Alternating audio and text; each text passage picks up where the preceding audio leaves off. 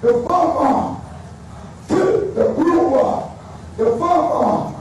I will never be intimidated by America. I will never be intimidated by Donald Trump. They were speaking about me in that meeting at White House. If they were not gossiping about me, they should have called me into that meeting. I would have answered everything that Donald Trump wanted from us. Banchaba ba sebakanna batho ba baholo ka dikhoneng ba tya transport ba ya kwa America ba yo bua ka nna slege.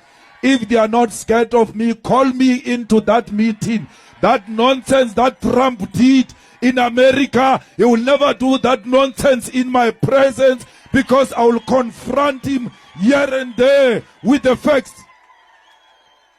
Ramaphosa could not present the facts in front of Donald Trump. You've got a coward president. He left here. Ariana, he won't be bullied. When he arrived there, he was shaking. Atatazela, Achaba Donald Trump, another president scared of another president. As a revolutionary, part of being killed is one of those honors you must wear with pride. But I'm not going to be reckless. When he says to Ramaphosa, why is this man not in jail? Why are you not arresting this man? He simply means, why are you not killing this man? Because this man wants to kill white people. That's what he believes. And imperialism, especially the USA, it makes such remarks meaning something different. If you remember how they killed Gaddafi, they said no-fly zone and any other necessary means in Libya.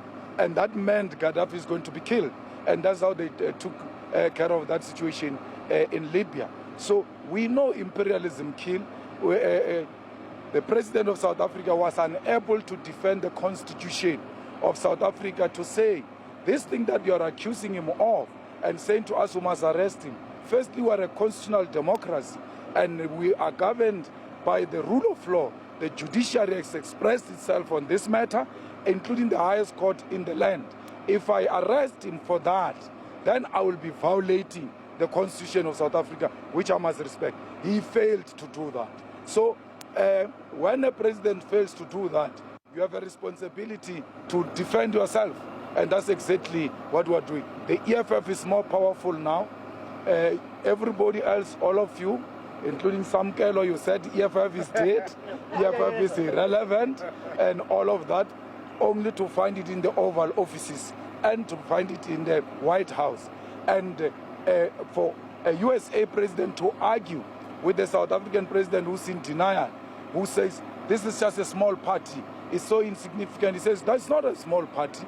This party can gather 100,000 people under one roof in a stadium where I can't even see a single empty seat. You can't say that is a small party. We are not a small party. That's why imperialism is very scared of us.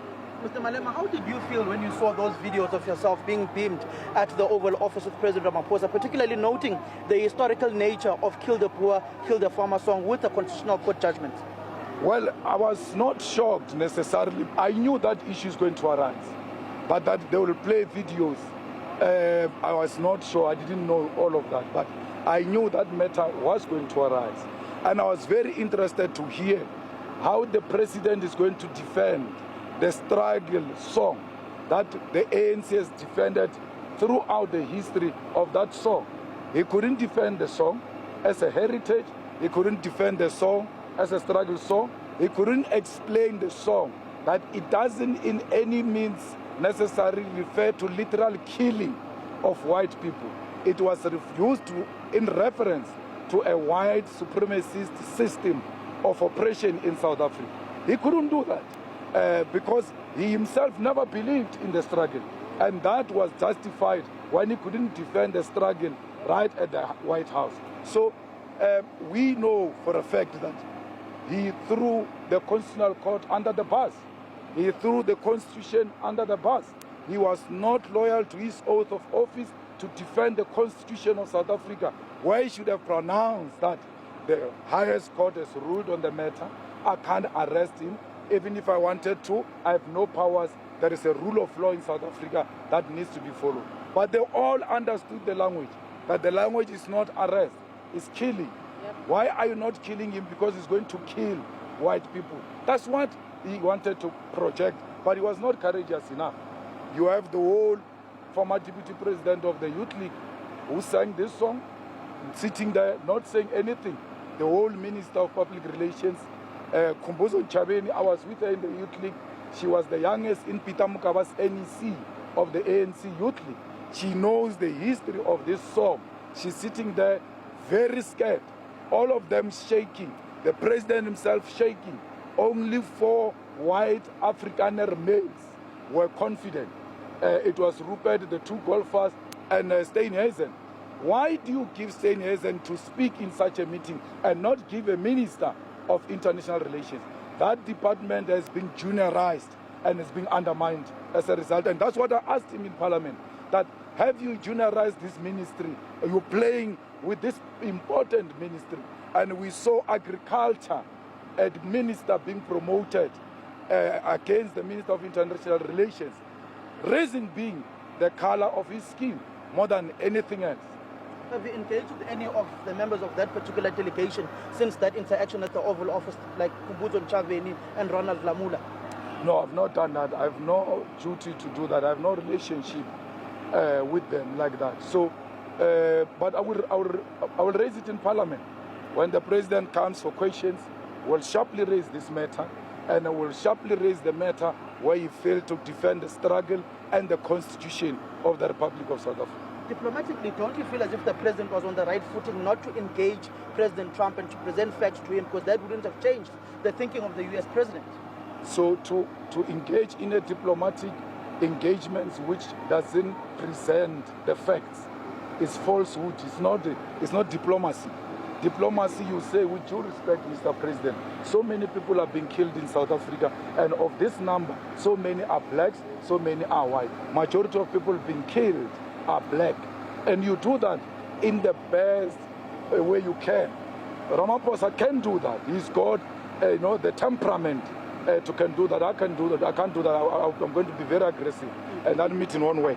So Ramaphosa should have presented the facts.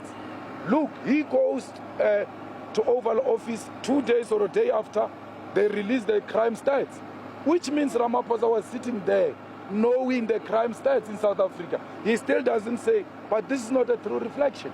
And then, what kind of diplomacy? Samkel is this one where you are shown a picture of another country and they say it's your country, and you are saying, no, if I clarify, it's going to be offensive diplomatically. Those are facts. Diplomacy never meant that. The truth must not be told, facts must not be put on the table.